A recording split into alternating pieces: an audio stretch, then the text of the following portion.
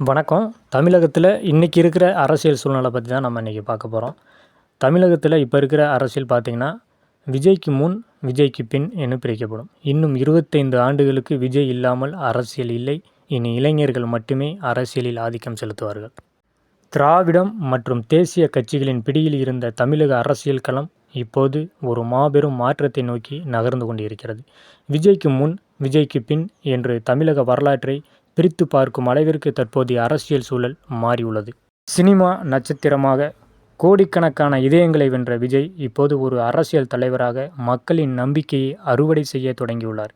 இன்னும் 25 ஆண்டுகளுக்கு தமிழக அரசியலில் விஜய் என்ற ஆளுமை இல்லாமல் எந்த ஒரு அரசியல் கணக்கும் முழுமையடையாது என்பதுதான் தற்போதைய யதார்த்தம். கடந்த 50 ஆண்டுகளுக்கும் மேலாக 70 வயதை கடந்த மூத்த தலைவர்களின் ஆதிக்கத்தையே தமிழக அரசியல் சுழன்றுள்ளது. அனுபவம் என்ற பெயரில் ஒருவித தேக்க நிலை நிலவி வந்த சூழலில் விஜயின் வருகை அந்த தேக்கத்தை உடைத்தெறிந்துள்ளது. முதியவர்களின் அரசியல் போதும், இனி இளைஞர்களின் காலம் தொடங்கிவிட்டது என்ற முழக்கம் பட்டி தொட்டியெங்கும் ஒலிக்கிறது. 20 மற்றும் 30 வயதுகளில் இருக்கும் துடிப்பான இளைஞர்களின் அரசியல் ஆதிக்கம் செலுத்த தொடங்குவது ஒரு ஆரோக்கியமான ஜனநாயக மாற்றத்திற்கு வித்திடும். இந்த தலைமுறை தொழில்நுட்ப அறிவோடும் உலகளாவிய சிந்தனையோடும் இருப்பதால் அவர்களின் அரசியல் அணுகுமுறை முற்றிலும் புதிதாக இருக்கும் என்பது மாற்று கருத்தில்லை. நாட்டின் எதிர்காலம் இளைஞர்களின் கையில் ஒப்படைக்கப்பட வேண்டும் என்ற கனவு நனவாக காலம் இது. நீண்ட காலமாக அரசியலில் நிலவி வரும் வாரிசு ஆதிக்கமும் அதிகார மையங்களும் இளைஞர்களின் எழுச்சியால் சிதறடிக்கப்பட போகிறது. விஜய் முன்னெடுக்கும் இந்த அரசியல் மாற்றம் வெறும் ஆட்சி மாற்றம் அல்ல, இது ஒரு தலைமுறை மாற்றம்.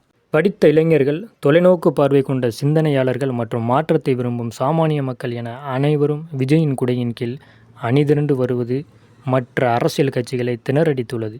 இளைஞர்களின் கையில் அதிகாரம் வரும்போது ஊழலற்ற மற்றும் வெளிப்படையான நிர்வாகம் சாத்தியமாகும். உலகம் மிக வேகமாக முன்னேறி வரும் வேளையில் இன்னும் பழைய காலத்து அரசியல் உத்திகளை பிடித்து கொண்டிருப்பது நாட்டை பின்னோக்கி தள்ளும். ஆனால் விஜயின் வருகையால் தமிழக அரசியல் களம் இப்போது டிஜிட்டல் மயமாகவும் நவீனமயமாகவும் மாறி வருகிறது.